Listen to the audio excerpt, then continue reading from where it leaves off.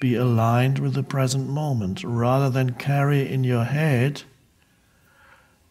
this huge amount of mental content about your past and your future. Because the mind is primarily concerned with past and future. So while you're walking here, you're already thinking about, in a week's time I'll be home again. And then then I'll have to do that, and I have those phone calls to make, and then I'll have to do that, and then those problems will be...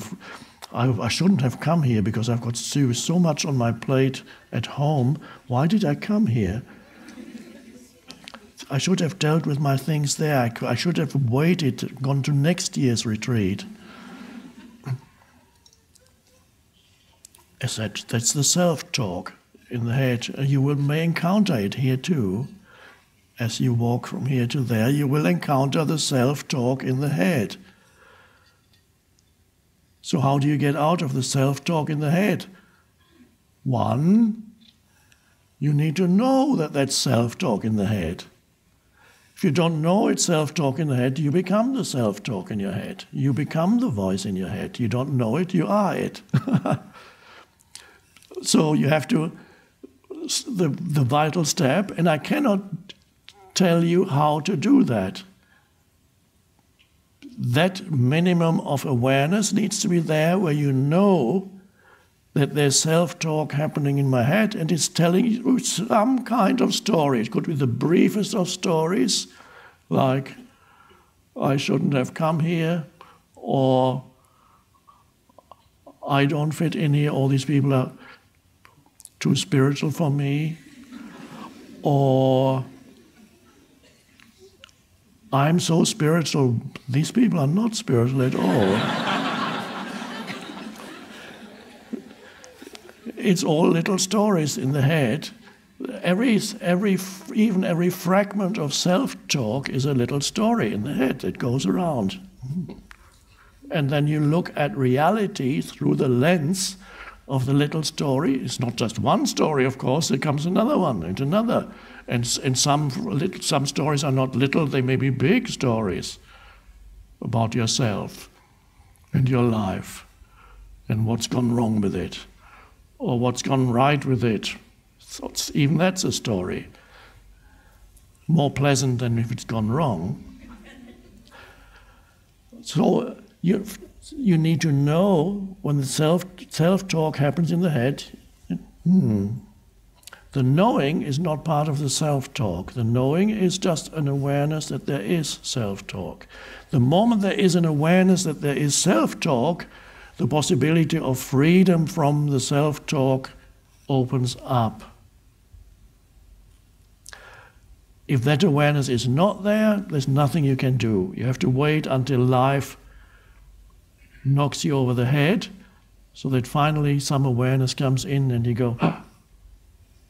So you might have to slip on a banana skin or something, because you self-talk, and suddenly you go,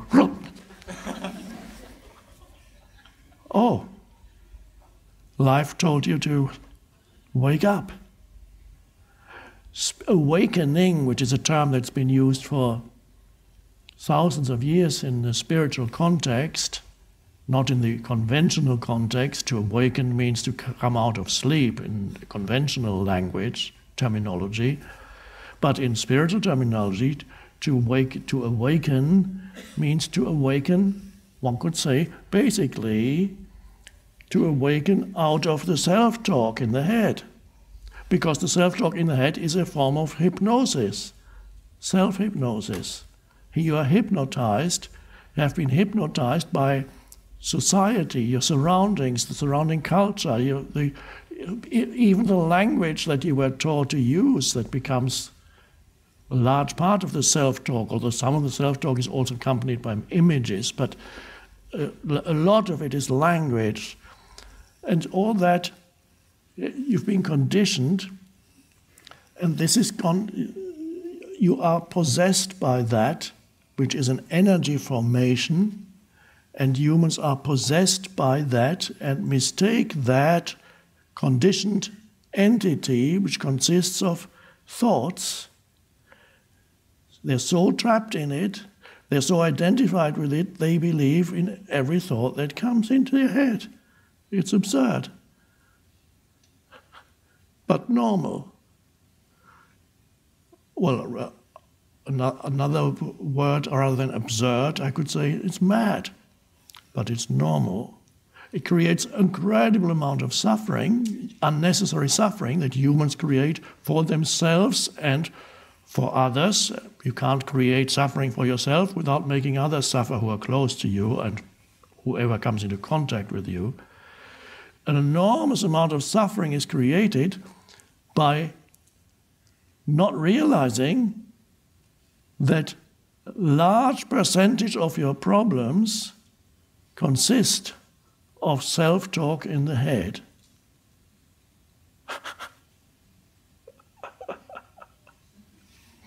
That's amazing. And once you see that, okay. And then you can have a little bit of awareness and say, who am I? Am I that story, or am I the one who sees that, who recognizes that there's self-talk? And in order to recognize that there's self-talk going on in you, that's not a thought, there's just an aware presence that, And then the compulsive nature of self-talk lessens somewhat because some awareness has come in. The light of awareness has come in. And then you realize you are that light of awareness. You are the awareness. And there's a shift. The head may not immediately stop. It'll want to carry on. The self-talk wants to carry on. There's a momentum to it. You can observe that momentum. If you can't do it in yourself, you can observe it in others. Once they have a story and they're telling you their story, they can't stop. They want to go on. They don't. And they don't want an end. If they're talking about their problems, they don't want an end to their problems. They want a continuation of the story, which is the problem.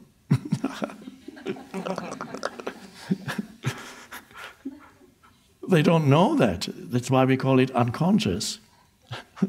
They don't know that their primary thing is they want the continuation of the story, because that's the continuation of the fictitious person that cannot live without its story, its storyline. And so those people, do they want an end to their problems? Of course they will probably tell you, yeah, I'd love. No, they don't. They don't want an end to their problems because that would be an end to their story, which is their identity. They don't want an end to their sense of identity. I need my story. All the things that I've been telling myself in my mind about myself and other people and my parents and my relatives and my co-workers and my ex-wife and my ex-husband, and what people did to me and what I did and shouldn't have done, failed to do. Who am I without that? I can't let go of that. I need to think about this more.